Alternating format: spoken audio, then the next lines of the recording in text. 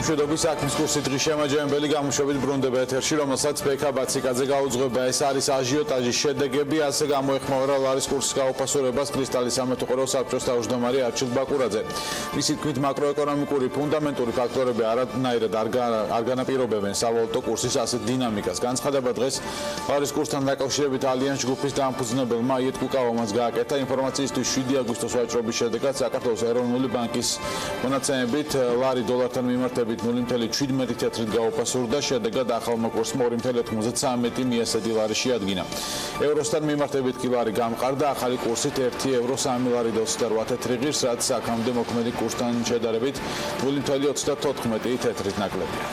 ჩემს აზრით მაინც გარკვეული აჟიოტაჟის პრობლემა არის, იმიტომ რომ აი ტურიზმის ბოლო რიცხვებმაც გვაჩვენა, რომ ისე დიდი შემცირება არ არის, როგორც ველოდებოდით, რაც არის ძალიან კარგი ამბავი. გარკვეული შემცირებები ვიცით, რომ არის თქვა უცხოური ინვესტიციების კუთხით, რაც იმედია, რომ ასე თქვა შემოbrunდება. ამიტომ ჩემს აზრით ახლა მაინც აჟიოტაჟის ქვეშ ვართ და ლარის ასე თქვა შეიძლება თქვა ერთ-ერთი მთავარი მიზეზი, თუმცა არსებობს ბევრი სხვა მიზეზიც, როგორც თქვენ იცით, მე მაინც ვფიქრობ, რომ არის აჟიოტაჟი. მე მგონი რაც რომ ნაკლები ადამიანი ურჩევს ეროვნულ ბანკს რა გააკეთოს, მით უკეთეს იქნება, იმიტომ რომ მართლა ამ შემთხვევაში მათი დამოუკიდებლობა არის გადამწყვეტი. მე ვისურვებდი, რომ ნაჭრად ნაკლები ადამიანი ერევოდეს ამაში, იმიტომ რომ ძალიან კომპლექსური ამოცანებია, ძალიან დიდი კვლევითი და ანალიტიკური რესურსი ჭირდება. მე ვწვდით, რომ ეროვნულ ბანკში არსებობს ეს ინტერესი ძალიან გამჭვირვალედ. ჩვენ წლები ამაზე ვლაპარაკობთ, რომ საქართველოს ეკონომიკა არის ძალიან კონცენტრირებული და საბანკო სფეროზე დამოკიდებული. ვინაიდან საქართველოს ეკონომიკას ერთ-ორ ბანკს, როდესაც აქვს ეკონომიკის მნიშვნელოვანი წილი დაფინანსებული და ამ ბანკებს რამე რომ მოუვიდეს, ეკონომიკას ექნება საშიშროება. ამიტომაც საქართველოს სუვერენული რეიტინგიც არიზდება სწრაფად, ვინაიდან ქვეყნის ეკონომიკა კონცენტრირებულია. შემიძლია სულ ჩვენ რჩევა იყო თავის დროზე, განგვევითარებინა კაპიტალური ბაზარი, რაც გამოიწვევს ძალიან ბევრ სავალუტო შემოსავლებს, ვინაიდან ეს კომპანიები, რომელსაც კაპიტალური ბაზარი ემსახურება, ძალიან დიდ შემოსავალს მოუტანდა არასაბანკო სექტორსაც, ქართულ ექსპორტს გაუადვილებდა ფულის მოზიდვას და ქართულ საკონსულტაციო და მომსახურების სერვისს ასობით მილიონობით დოლარს მოუტანდა, რაც ვალუტას თავისთავად გაამყარებდა. სებმა თუ ყოველდღიურად ლარის სიმყარეზე იფიქრა, შემოდგომიდან 3-დან 0-ით ანატრელი გახდება. ამის შესახებ განცხადება ეკონომისტმა ბესონ ამჩაოძემ სოციალურ ქსელში გააკეთა. მისი თქმით, წინა კვირაში გაყიდული 33 მილიონი დოლარი უფროსების პრეზენსის ჩვენება იყო, რაცაც პანიკა უნდა ჩაეცხრა, ნაწილობრივ მაინც მიაღწია, თუმცა მთავრობამ და მისმა სატელიტებმა ტურიზმის დადებითი სტატისტიკაც კი უარყოფით და თარგმნეს და ჯამში პროცესი დააზარალეს. განცხადებები დღეს ლარის კურსთან დაკავშირებით ეკონომისტმა ზვიად ხორგუაშვილმა და რამაზ გერლიანმაც გააკეთეს. ეროვნულ ბანკს ურჩევ, რომ არავითარი ინტერვენცია არ გააკეთოს, არც გამყარების და არც მათ შორის ლარის, ასე ვთქვათ, მასაზე მანიპულირების თვალსაზრისით, დევალვაციის პროცესის გაგრძელებისგან უნდა ველოდოთ, მათ შორის ენერგო, ასე ვთქვათ, მატარებლების თვალსაზრისით რუსეთზე საიმპორტო მიბმას. და ეს არის ყველაზე ცუდი, რასაც ამ შემთხვევაში დევალვაციის შედეგად ქვეყანა მიიღებს. სავალუტო ინტერვენციების აქვს დროებითი ეფექტი და გრძელვადიან პერიოდში ეს არის უბრალოდ რეზერვების ფლანგვა და არანაირი შედეგი არ გამოიწვია და არც გამოიწვევს მომავალში. უკანასკნელი წლების მანძილზე გვაქვს უბრალოდ არასწორი ეკონომიკური პოლიტიკა და ის რომ წლების მანძილზე კურსი უფასურდება, ამას აქვს ერთი დიდი მიზეზი. და ეს მიზეზი არის ის, რომ საქართველოს არის ნაკლებად მიმზიდველი იმის რომ შემოვიდეს მეტი დოლარი ნებისმიერ წყაროთ, იქნება ეს ინვესტიციები, იქნება ეს ექსპორტის ხრივ თუ ასე შემდეგ. ნებისმიერი ტიპის ხელის გაშვერა ეროვნული ბანკისკენ, იქნება რაღაც აქციის მონაწილეებისკენ თუ ასე შემდეგ ბანკებისკენ მაგალითად, ეს არის არასწორი. რძის პროდუქტების მწარმოებელმა კომპანიებმა პროდუქციაზე ფასი 5-დან 10%-მდე გაზარდეს. ამის შესახებ რძის და რძის პროდუქტების მწარმოებელთა ასოციაციის აღმასრულებელმა დირექტორმა კახა კონიაშვილმა განაცხადა, მისი თქმით, ადგილობრივ ბაზარზე რძის დეფიციტია, შესაბამისად რძის ფხვნილი იმპორტით შემოდის. კონიაშვილის თქმით, რძის პროდუქტების გაძვირება მსოფლიო ბაზარზე ნედლეულის გაძვირებას და ეროვნული ვალუტის გაუფასურებას უკავშირდება. ლარის გაუფასურებასთან დაკავშირებით და რძის პროდუქტებთან მიმართებაში გეტყვით, რომ იქიდან გამომდინარე, რომ დღეს ჩვენ გვაქვს ობიექტური რეალობა, რაც გამოიხატება რძის დეფიციტში, ხარისხიანი და ჯანსაღი რძის დეფიციტში. და ამ ობიექტური რეალობიდან გამომდინარე, ჩვენ გვაქვს ფხვნილის იმპორტი, რძის ფხვნილის იმპორტი. შესაბამისად სოფლიო ბაზარზე ზოგადად რძის ფხვნილის ფასი გაიზარდა და მით უმეტეს ლარის გაუფასურების პირობებში ეს კიდევ უფრო მძიმედ აწვება გარდამამუშავებელ მრეწველობას, შესაბამისად რძის პროდუქტების ზოგადად გაძვირებაც მოხდა. ზოგიერთმა კომპანიამ გააძვირა, მე ვერ გეტყვით ზუსტად ახლა პროცენტულად რამდენია, იმიტომ რომ ყველა კომპანიას თავისი სტრატეგია გააჩნია, ზოგადად შეიძლება 5%, 10%. და გაიზრდება თუ არა ხორბლის ფასი, გარემოს დაცვის და სოფლის მეურნეობის სამინისტრომ დღეს საქმის კურს კამერასთან ლარის კურსის გავლენაზე ისაუბრა. მინისტრის მოადგილის გელახანიშვილის თქმით, მსოფლიო ბაზარზე მიმდინარე ეტაპზე ხორბლის ფასი სტაბილურია, შესაბამისად ადგილობრივ ბაზარზე ხორბლის რადიკალური გაძვირება მოსავალნელი არ არის. რომელმა ბანკებმა მიიღეს ყველაზე მეტი მოგება 2019 წლის პირველ ნახევარში. საქართველოს ყველა კომერციულმა ბანკმა 2019 წლის პირველ ნახევარში ფინანსური შედეგები ეროვნულ ბანკს უკვე წარუდგინა. ქვეყანაში არსებული 15 ბანკიდან 7-ის მოგება შემცირებულია. ჯამურად საფინანსო სექტორის მოგებამ წლის პირველ ნახევარში 367,677,227 ლარი შეადგინა, რაც 2018 წელთან შედარებით 41,400,000 ლარით, ანუ 11%-ით ნაკლებია. აბსოლუტურ რიცხვებში მოგები პირველ ადგილზე TBC ბანკი იმყოფება, რომელმაც 153 მილიონ ლარზე მეტის მოგება გამოიმუშავა. 158 მილიონ ლარზე მეტი მოგებით მეორე ადგილზე საქართველოს ბანკია, ყველაზე მომგებიანი ბანკების რეიტინგში 12,882,000 ლარის მოგებით, მესამე პოზიციაზე კი ტერა ბანკია. საბიუჯეტო ორგანიზაციებმა წლის პირველ ნახევარში მივლინებებზე 40,7 მილიონი ლარი დახარჯეს. ბიუჯეტის მონიტორის მონაცემებით ეს თანხა გასული წლის ანალოგიურ მაჩვენებელზე 3,3 მილიონი ლარით მეტია. საანგარიშო პერიოდში 1,4 მილიონი ლარი დახარჯეს მივლინებებზე.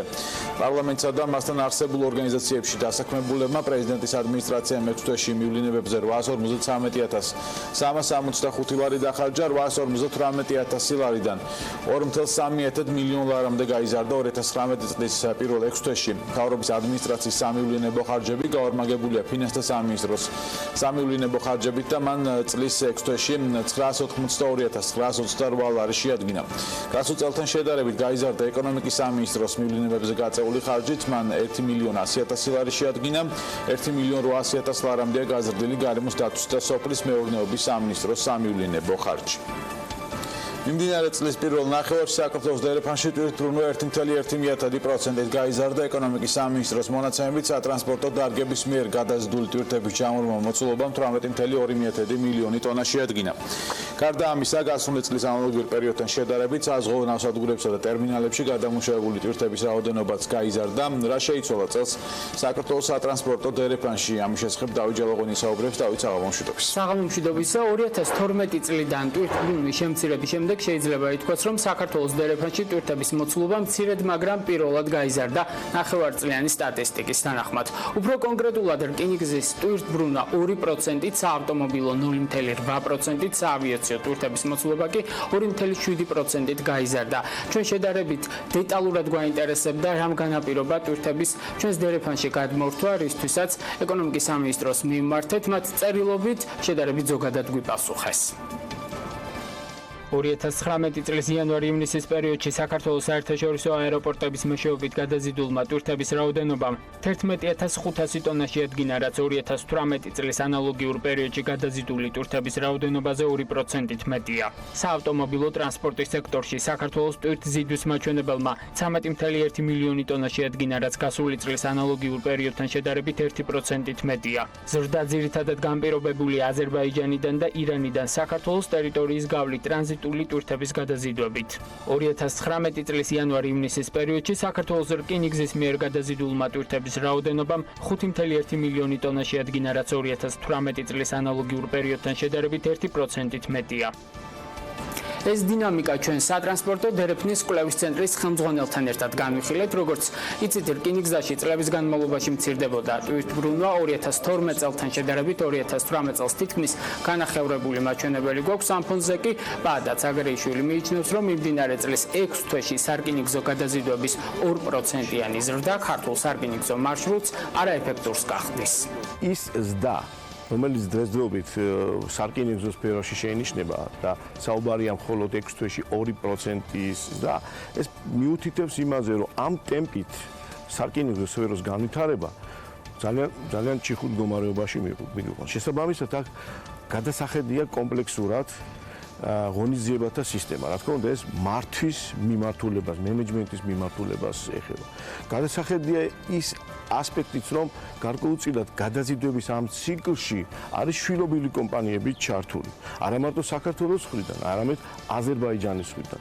შესაბამისად, ეს ყოველივე ტარიფს ზემოთ დამატებით ამძიმებს ერთობლივი ტარიფის გამომუშავების მექანიზმს და თვითმფლობელისათვის ასეთი გადაზიდვები უკვე აბსოლუტურად მიუღებელი და არაკონკურენტული არის და შესაბამისად აქედან არის გამომდინარე ეს, რომ ვოლგადონის არხით მნიშვნელოვანი თვითნაკადი გაედინება.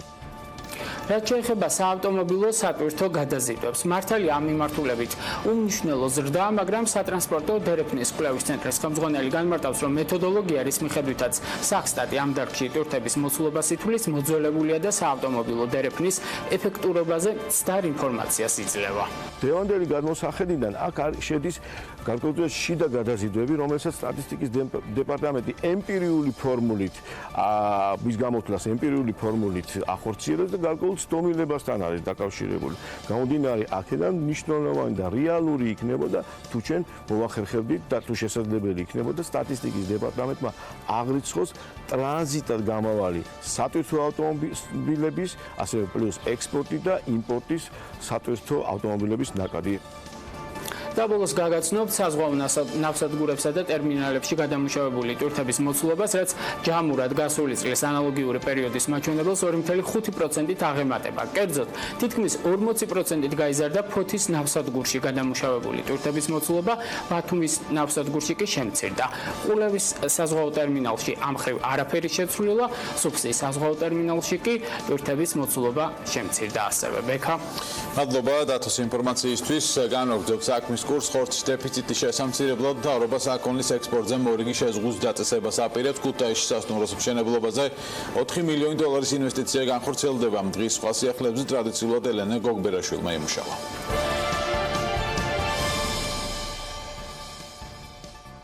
საქართველოს ამერიკის შეერთებულ შტატებთან თავისუფალი ვაჭრობის შესახებ კვლავ მოლაპარაკებების პროცესშია. ეკონომიკის სამინისტროს საგარეო ვაჭრობის პოლიტიკის დეპარტამენტის ხელმძღვანელის განცხადებით, საკითხი ისევ დგას დღის წესრიგში, თუმცა იმისთვის, რომ პროცესი აქტიურ რეჟიმში გადავიდეს, ამისთვის ამერიკის შეერთებული შტატების მხრიდან პოლიტიკური ნებაა საჭირო. საქართველოსა და აშშ-ს შორის თავისუფალი სავაჭრო რეჟიმის მიღწევის შესახებ წინარე მოლაპარაკებებისთვის მზადება წინა ხელისუფლების პერიოდში დაიწყო. მათი მხრიდანაც არის ინტერესი, რადგან ექსპერტულ დონეზე მიმდინარეობს მოლაპარაკება. ეს ნიშნავს, რომ სრულად გაჩერებული პროცესი არ არის. აცხადებს BMG-სთან მარიკა გაბუნია. ხორცის დეფიციტის შესამცირებლად მთავრობა საქონლის ექსპორტზე მორიგი შეზღუდვის დაწესებას აპირებს. მთავრობის დადგენილებით 2019 წლის 1 იანვრიდან 140 კილოგრამზე ნაკლები მსხვილფეხა საქონლის ექსპორტი აიკრძალა. სოფლის მეურნეობის მინისტრის მოადგილე ამბობს, რომ აღნიშნულმა შეზღუდვამ გარკვეული შედეგი გამოიღო, თუმცა იმისთვის, რომ ქვეყანაში ხორცის დეფიციტი არ შეიქმნას, ფიქრობენ საქონლის ექსპორტზე მორიგი შეზღუდვა დააწესონ. 300 კილოგრამი არის ზღვარი იმ ქვეყნებში, საიდანაც ჩვენ შემოგვაქვს იმპორტირებული საქონელი. ჩვენთან 140 კილოგრამია და მის გაზრდაზე ახლავს მსჯელობთ, აცხადებს გელა ხანიშვილი. წელს ქვეყანაში 40,000 ტონამდე თხილის მოსავალს ელოდებიან. სოფლის მეურნეობის მინისტრის მოადგილის თქმით, აღნიშნული მოცულობა გასული წლის მაჩვენებელს გადააჭარბებს. შევახსენებთ, რომ 2018 წელს ქართული თხილის ექსპორტი 2017 წელთან შედარებით 30.5%-ით შემცირდა. შედეგად ბოლო რამდენიმე წლის განმავლობაში პირველად მოხდა, რომ თხილი საქართველოს საექსპორტო პროდუქციის ათეულში ვერ მოხვდა. ქუთაისში სასტუმროს მშენებლობაზე 4 მილიონი დოლარის ინვესტიცია განხორციელდება. პროექტ 50 ქონება შენი სასტუმროსთვის ფარგლებში ქუთაისში აღმაშენებლის 2 ნომერში ახალი სასტუმრო აშენდება, სადაც 50 ადამიანი დასაქმდება. სასტუმროს ასაშენებლად კომპანია ქუთაისი ინს სახელმწიფო საკუთრებაში არსებული მიწის ნაკვეთი და მასზე არსებული შენობა ნაგებობები 430,000 ლარად გადაეცა. საპრივატიზაციო პირობების თანახმად კომპანიამ 42 თვის ვადაში არანაკლებ 50 ნომრიანი სასტუმროს მოწყობა და ფუნქციონირება უნდა უზრუნველყოს. სახელმწიფო მის კუთვნილ საწარმოს ყიდის. საუბარია კომპანია საზღვაო ტექსერვისის 100%-იანი წილის გასხვისებაზე, რომელიც 5 აგვისტოს გამოცხადებულ ელექტრონულ აუქციონზე 2.293.000 ლარად იყიდება. სახელმწიფო ქონების ეროვნული სააგენტოს ინფორმაციით 2019 წლის 1 იანვრის ბალანსის მდგომარეობით საწარმოს აქტივები 1.766.619 ლარს შეადგენს.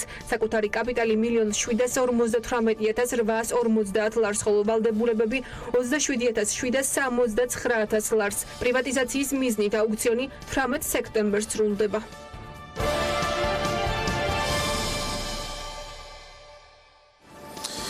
რატომ იშლება ტენდერები, ვინ ვერ ასრულებს საკუთარ ფუნქციებს? ეს არის ბიზნეს მედია ლანჩის კიდევ ერთი ნაწილი, რომელიც სახელმწიფო შესყიდვებს აქ არსებულ დარღვევებსა და ხარვეზებს ეხებოდა და რომელშიც სახელმწიფო შესყიდვების სააგენტო მონაწილეობა არ მიიღო. სალომე მეცხვარიშვილმა უმასპინძლა ბიზნეს მედია ლანჩს.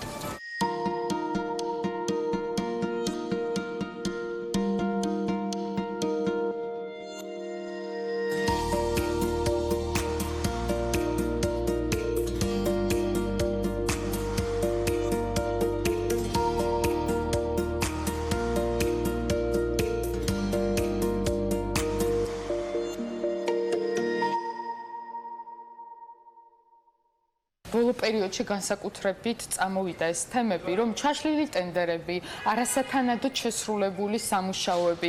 იგივე ინფრასტრუქტურის მინისტრი მაია ცქიტიშვილი, როდესაც მოვიდა თანამდებობაზე, მე მახსოვს ის ძალიან აქტიურად ხან ბათუმში იყო, ხან რომელიღაც სხვა ობიექტზე და ამბობდა, რომ არასათანადოდ მოხდა შესრულება სამუშაოების. ჩვენ გვახსოვს ასევე ვარკეთილის მეტროს ამბავი, როდესაც 2 წლის წინ თუ წელიწადნახევრის წინ გაკეთებული ჭერი ჩამოინგრა საერთოდ.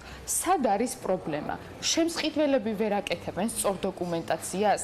არასწორი კომპანიები იმარჯვებენ? თუ სად არის? ძალიან კარგი კითხვაა, იცით? ჩვენი პრობლემა ხო რა არის? შენებელი აბრალებს პროექტას, თითის გაშვერის პოლიტიკა. ისაბრალებს ამას, ისაბრალებს ამას, ისაბრალებს ამას. ერთ მაგალითს მოგიყვანთ. კოპენჰაგენი არის ზუსტად თბილისივით ქალაქი. როგორ გონიათ, რამდენი კაცი მუშაობს კოპენჰაგენის მერიაში? ვერ გეტყვით. მაინც ეს პირობითად. არ ვიცი, ასე. 19. მოვიკითხე გაოგნებული დავჭი უბრალოდ.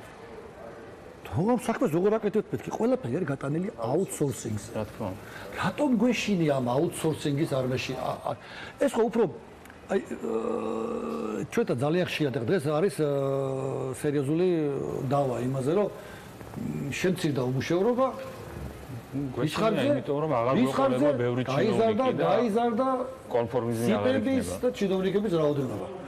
რაც თავისთავად ხმებს ნიშნავს მე ერჩევა. არ არის ხო, ეს ხმებს პოლიტიკაში გამოდით მუშაობთ, იმიტომ რომ სხვა რაკურს გამოიწვევს, მაგრამ მარტივად ვთქვათ, რომ არავის გაშვება სამსახურიდან არის საჭირო. თუ ის ეფექტურია. აი გაყოფილება ავიღოთ, რომელიმე სამინისტროს გაყოფილება ავიღოთ. და მას დავალება ხო აქ რაღაცა. ისე ხო არ არსებობს გაყოფილება. რაღაცა დავალება, ხო? მოდი ეს გადავაქციოთ შპს-თ.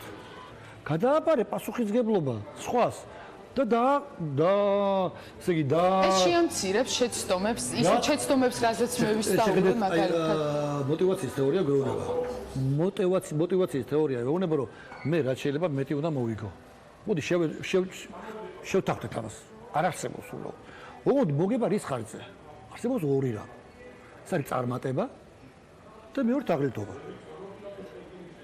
ეს ზუსტად ეს ახალი ჩემი გამოგონილი არის. თაღლითობა გააკონტროლე, წარმატება წაახალისე. ეს არის სახელმწიფოს ფუნქცია. ანუ სისტემა უნდა შექმნა, რომ იმან მოგება მიიღოს წარმატების ხარჯზე.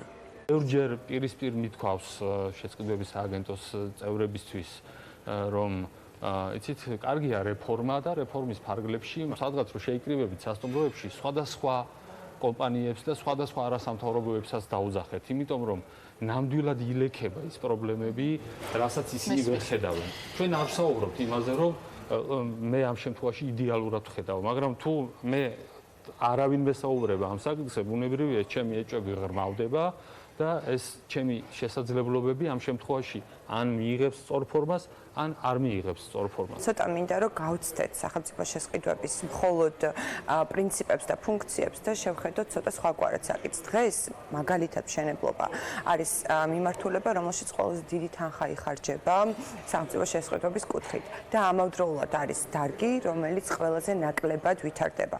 ანუ პრობლემა დგას იმაში, რომ მხოლოდ სახელმწიფო შესყიდვების პრინციპების დაკმაყოფილებით ჩვენ ვერ მივიღებთ საბოლოო ჯამში 10 წელიწადში თუ 20 წელიწადში ძლიერ კომპანიებს.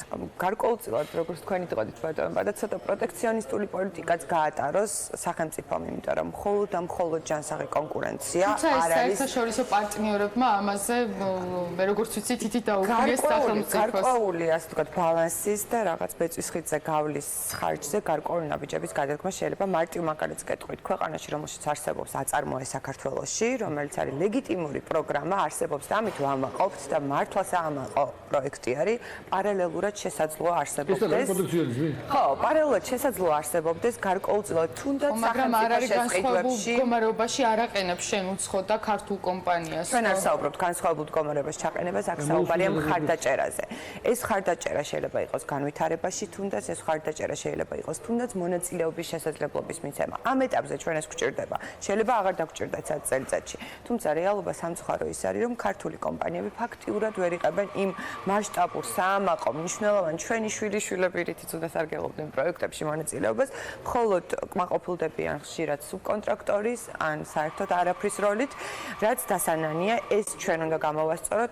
იმის მოლოდინი, რომ რეგიონში ყველაზე წარმატებულები ვართ, ყოველთვის ვიქნებით ამ ფორმით წარმატებულები, იმიტომ რომ ვიღაც ჩვენზე უკან არის და რა თქმა უნდა, ბუნებრივია ორმაგი და სამაგი ტემპებით ბუნებრივია ვერ გაგვასწრებენ, მაგრამ თუ კი ჩვენ მოვადუნებთ ამ ყურადღებას, მერწმუნეთ რომ ალბათ იმ დროს დაუბრუნდებით, როცა კონვერტებით ხდებოდა ტენდერების გადასინჯვა და ბუნებრივია ის დრო ნამდვილად არ მინდა.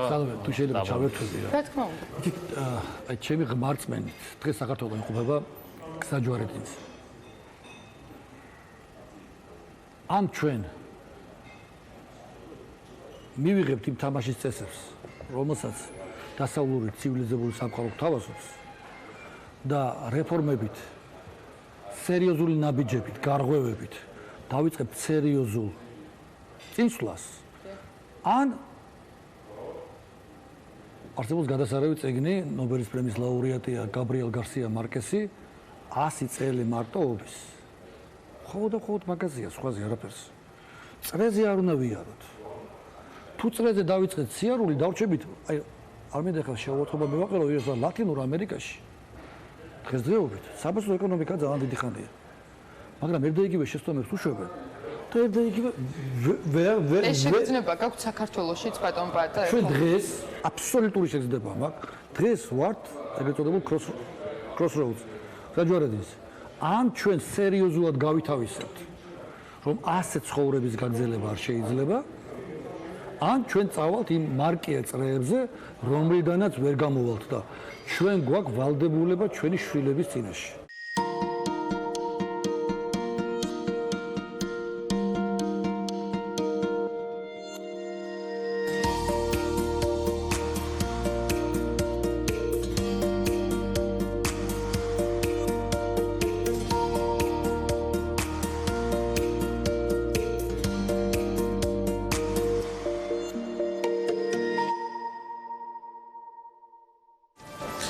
თბილისის მერია წოტნე დადიანის ქუჩისა და თამარ მეფის გამზირის დამაკავშირებელი დამატებითი ერთდონიანი გზის მშენებლობის საკითხს განიხილავს, როგორც თბილისის მერმა კახკალაძემ დღეს დედაქალაქის მთავრობის ხდომაზე განაცხადა, შესაბამისი კვლევები აჩვენებს, ამდენად შესაძლებელი იქნება აღნიშნული პროექტის განხორციელება. ჩვენ განვიხილავთ წოტნე დადიანის გამზირის და თამარ მეფის გამზირის ერთმანეთთან დაკავშირებას. ამასთან დაკავშირებით ფრანგული კომპანია სისტრა, რომელიც ჩვენ აყვანილი გვყავს და გვეთანამშრომლება იმისთვის, რომ ზოგადად ქალაქში მოწესრიგებული იყოს საზოგადოებრივი ტრანსპორტი, მოწესრიგებული იყოს ზოგადად მიმართულება მარშრუტების, მოგცეს პროექტის სახით დასამუშავებლად, ანუ ჩვენ უნდა დავამუშავოთ პროექტი, უნდა დავამზადოთ პროექტი, რამდენად შესაძლებელი იქნება ამის განხორციელება.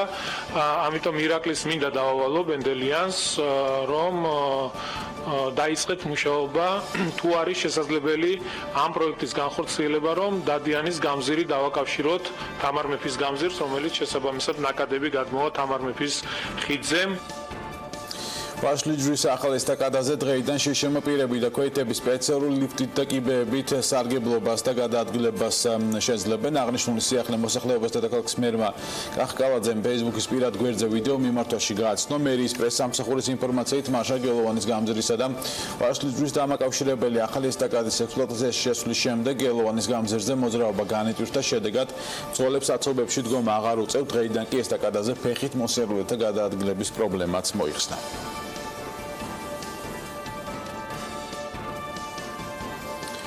ელიავას ბაზრობის მიმდებარე ტერიტორიაზე შესაძლოა მულტიფუნქციური საქალაქო უბანი მოეწყოს, როგორც BMG-ის სანაპიროს საინიციატივო ჯგუფის წარმომადგენელმა განუცხადა, პროექტი მერიაში რამდენიმე დღის წინ შეიტანეს და დამტკიცების შემთხვევაში 7,5 ჰექტარ ტერიტორიაზე დასასვენებელი გასართობი და სავაჭრო კომპლექსის მოწყობა იგეგმება. ველოდებით მერიის გადაწყვეტილებას, ესა ერთგვარი რებრენდინგი ელიავას ტერიტორიის წანო მივიღებთ მულტიფუნქციურ საქალაქო უბანს, აცხადებენ სანაპიროს საინიციატივო ჯგუფში, თუმცა ჯერ დამატებით დეტალებზე, მათ შორის რაოდენობის ინვესტიცია განხორციელდება არ საუბრობენ.